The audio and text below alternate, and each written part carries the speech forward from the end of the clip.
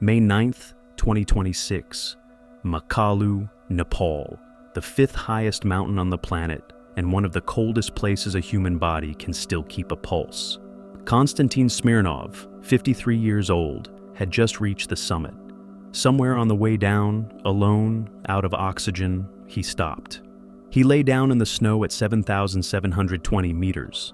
Then he did something that would cost him the rest of his life as he knew it. He pulled off one mitten. His bare hand settled into the ice, and he closed his eyes. By every rule of that altitude, that was the end. A man lies down at night above the clouds, and he does not get up. Not Everest, not K2, not one of the crowded giants with fixed ropes to the top.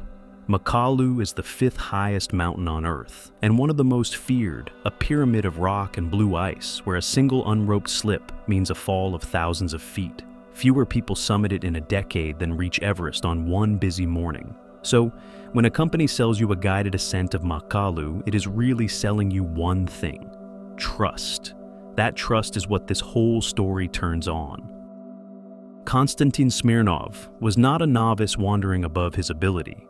He was an experienced high-altitude climber who had booked a guided expedition the way thousands of clients do every season, paying a Nepali company for logistics, oxygen, and a guide to move with him on summit day. The man assigned to him was named Bajuram Gurung. What Smirnov says he did not know, and only learned later, was that Makalu was Gurung's first 8,000-meter summit too. According to Smirnov, the man presented as his summit guide was in practice a trekking guide, not a certified mountain guide. Those are two very different jobs. A trekking guide leads you along trails and through villages. A mountain guide is trained to manage ropes, weather, and the split-second decisions that keep a client alive on ground like Makalu's summit ridge.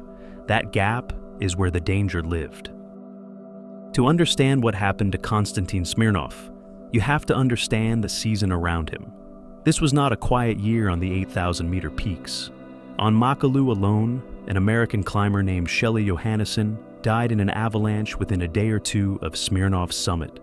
Weeks later, on the same mountain, a Nepali worker named Hilary Dawa Sherpa would be left behind by his own team on the descent, fall into a crevasse, and survive 6 days before turning up alive near base camp, by which point his family had already begun his funeral rites. And months earlier, in the depths of winter, another guided Makalu expedition had ended with a guide dead, and an Iranian client lost and presumed dead. The same names and the same company connections kept surfacing. Smirnov was about to become one more link in a very bad chain. For most of the expedition, everything went the way it was supposed to. The acclimatization rotations, the nights coughing in thin air, the slow build toward a summit window. On May 9th, the window opened. Smirnov and Gurung climbed through the dark and the cold, and, later in the day, they made it. The summit of Makalu, 8,485 meters, the roof of one of the most feared mountains on Earth. For a moment, it was the picture every client pays for. Two figures on top of the world, the whole Himalaya spread out beneath them. If the story ended there, it would be a triumph. But summiting is only ever the halfway point. Far more people die going down than coming up, because the body is emptier, the oxygen is lower, and the light is running out. That is exactly what began to happen. Here is where the timeline, as Smirnov later filed it, starts to matter minute by minute. Gurung, the guide, reached the high camp at 7,500 meters by about 9 o'clock that night. But Konstantin Smirnov was not with him. Smirnov was still up on the mountain, descending alone in the dark from around 7,900 meters, exhausted, his oxygen dwindling. Think about what that means. The one person whose entire purpose was to stay with the client had arrived safely in camp while the client was still hundreds of meters above, unroped, running out of air, in the most dangerous hours of the most dangerous mountain. According to Smirnov, no one came back up for him. At around 9:30, at 7,720 meters, his body simply stopped. He lay down in the snow to rest, and he did not mean to sleep. To understand what happens to a person who lies down at that height, you need to understand what the cold and the altitude are actually doing to the body. Above 8,000 meters, in what climbers call the death zone, There is barely a third of the oxygen you would breathe at sea level. Every cell is starving. Judgment blurs, like being drunk and hypothermic at the same time. The body pulls warm blood inward to protect the heart and brain, which means the hands and feet are the first to be sacrificed.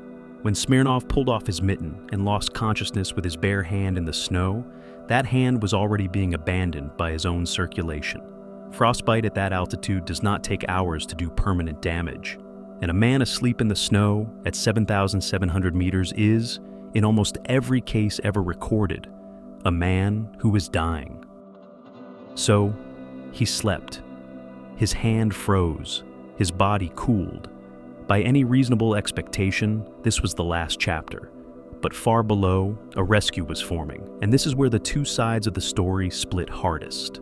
Smirnov alleges that after his emergency beacon fired, the company owner, a man named Mohan Lamsal, spent 3 hours assuring Smirnov's wife by phone that her husband was safe in the summit camp. Smirnov says Lamsal had his exact Garmin coordinates the whole time. Those coordinates did not show a man in camp. They showed a man motionless in the snow at 7,720 meters. Whether that assurance was a lie, a mistake, or a misunderstanding is one of the central questions a Kathmandu court will now have to answer. Lamsal denies it, but while the phone calls were happening, one climber decided not to wait. His name was Lakpa Rinjin Sherpa. He was not even Smirnov's assigned guide. According to Smirnov's account, Rinjin left base camp at around noon on May 10th and climbed for roughly 13 hours, straight through the night, up into the same death zone that everyone else had come down from. When he finally reached Smirnov, he did the simple, enormous things that keep a person alive. He gave him oxygen. He gave him water. He found the vial of dexamethasone that could hold back the swelling in Smirnov's brain.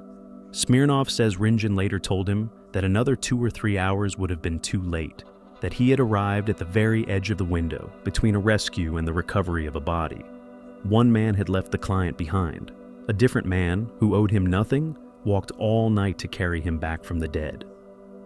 Konstantin Smirnov came off Makalu alive, which almost no one in his position ever does, but he did not come off whole. The bare hand that had rested in the snow while he was unconscious could not be saved. He lost his fingers. For a climber, for anyone, that is a permanent rewriting of a life, the price of a single night and a single removed mitten. And yet, the physical loss is not the part he seems angriest about. It is the sequence that put him there, and the hours afterward when, he alleges, the people responsible for him told his terrified family that everything was fine. Most survivors of the death zone come home quietly grateful and say little.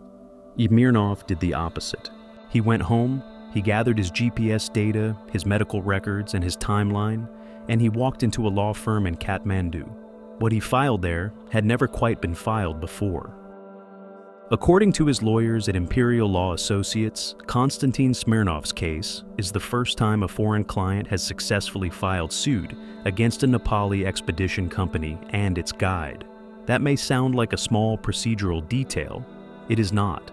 For decades, the unwritten rule of the Himalaya has been that what happens on the mountain stays on the mountain. Clients die, workers die, and the industry moves on to the next season. Smirnov split his case in two. There is a civil compensation claim at the Consumer Court in Kathmandu and a criminal case in the Sankuwasaba district, the region where Makalu actually stands. And the criminal charge is the one that stops you cold. It is not negligence. It is not recklessness. Smirnov's team has filed it as attempted murder. In the long history of climbing deaths and near deaths in Nepal, that word has almost never appeared in a courtroom.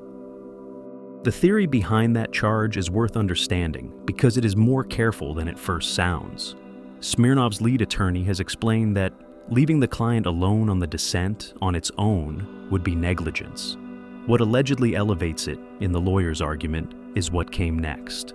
They claim the guide made no effort to turn around, no effort to reach Smirnov, and no effort to tell anyone at the company the true state of the man still up on the mountain. It is the inaction after the abandonment, they argue, that crosses the line from a terrible mistake into something the law might call intent. To sharpen the point, the lawyers contrasted it with a lesser case elsewhere, an alpinist who left his girlfriend behind on Austria's highest peak and faced only a negligence claim. Whether a court accepts this reasoning is entirely unknown. It is an allegation and a legal theory, not a verdict. And the other side pushes back hard. Mohan Lamsal, the company owner, rejects essentially all of it. He says Smirnov reached the summit with the help of an experienced guide. He says Gurung did descend and did inform the company about the client's condition. He says the rescue was delayed not by indifference but by genuinely brutal conditions, bad weather, and the very avalanche that had just killed the American climber, Shelley Johannesson, on the same mountain. Lamsal frames the entire lawsuit as an attack on the reputation of Nepal's mountaineering industry, and he claims Smirnov was lured into it by a law firm chasing money over humanity. And Lamsal is not a nobody making excuses. He is a former general secretary of the Nepal Mountaineering Association, which means his defense of the guide carries real institutional weight. As for Bhajaram Gurung himself, the guide at the center of it all, he has not yet given his account. What makes this more than one man's bad night is that it was not the only time it happened that season. Weeks after Smirnov, on the same mountain, a Nepali climber named Hilary Dawa Sherpa was descending from Camp 4 with a British client. Dawa stopped to rest on a rock. He was left behind. Here the roles are flipped because Dawa was not a paying customer. He was the worker, the very kind of man the industry relies on and, too often, treats as disposable. His employer reportedly never even requested a search party after he lost contact. What Dawa survived is almost beyond belief. He descended alone, fell into a crevasse, spent 2 days inside it, lost hope, and was saved when an avalanche filled the crevasse with snow and let him climb out. 6 days after being left, he walked up near base camp, alive, while his family prepared his funeral. And behind both of those stories sits a third. The previous winter, the first ever commercially guided winter ascent of Makalu, had ended in tragedy, with a guide named Furba Ongol dead, and an Iranian client, Abulfazl Ghazali, lost and presumed dead high on the mountain. The detail that makes it rhyme with the others is this. That expedition was tied to the same operator world as the Smirnov case. And once again, the hard question was why climbers were moving unroped above high camp on ground that does not forgive it. 3 stories, 1 winter and 1 spring, on 1 mountain. A paying client left in the dark. A worker left on a rock. A winter team that came apart above the last camp. When the same failure keeps producing bodies and near bodies, it stops being bad luck. It starts to look like the system working exactly as it was built. When you lay these facts in sequence, a clearer and more disturbing picture begins to form, and it has a name climbers use for exactly this kind of disaster. It is called the Swiss cheese model. Every layer of safety, the guide, the company, the rescue plan, the certification standards, has holes in it. Most of the time, the holes do not line up, and nothing bad reaches the client. But every so often, the holes align into a single open tunnel, and someone falls all the way through. The deepest hole in this story is the one Nepal has struggled with for years. There is a vast gap between a trekking guide, trained to lead you along trails, and a certified mountain guide, trained to keep you alive on technical ground. When the man beside you on Makalu's summit ridge holds the wrong one of those 2 jobs, an entire layer of protection is simply missing. The scale of that gap is the part that should worry anyone booking an expedition. Nepal has been trying to fix it. The Nepal Mountaineering Association rolled out a far heavier professional mountain guide curriculum, well over 1,600 hours of training, built with the country's vocational education body. There is also a separate, internationally accredited track, the gold standard recognized around the world. But as of recently, that top tier had produced only around 100 fully licensed international mountain guides in the entire country. Set that number against the thousands of clients who pour into Nepal every single season, all of them wanting someone experienced roped to them on summit day. The math does not work. There are nowhere near enough certified mountain guides to go around. So, the shortfall gets filled by trekking staff pushed up into summit roles they were never trained to hold. That is the structural crack under all 3 tragedies. It is worth being honest about what we do not yet know. Almost the entire account of that night traces back to Konstantin Smirnov himself, to his memory and to his GPS track. That track, recorded by his watch, is genuinely detailed and is the strongest independent evidence in the case. But it is still one man's story. Mohan Lamsal's side has barely been tested in public. Bajiram Gurung, the guide, has not spoken. No court has ruled on anything. Attempted murder is a charge, not a fact, and it may never become one. The two things worth watching are whether the criminal investigation in Sankawasabha actually moves forward, because Smirnov says it took real effort just to get the police to open it, and whether the civil case produces a compensation as ruling that finally forces these companies to change how they operate. Everything else is, for now, still contested. Konstantin Smirnov did not climb Makalu to die on it, and he did not. He came down without his fingers and with something most survivors never bother to gather, which is a demand for an answer. He has said in effect that he was not beaten by the mountain, but by the people who were paid to bring him home. Maybe a court will agree, maybe it will not. But strip away the legal language and the story is terribly simple. A man reached the top of the world, and on the way down, every layer that was supposed to protect him had a hole in it, and for one night, those holes lined up into a straight drop through all of them. He fell through and, almost impossibly, he climbed back out. So, here is the question worth sitting with. When the guide beside you might only be a guide in name, whose job is it to keep you alive? Tell me in the comments.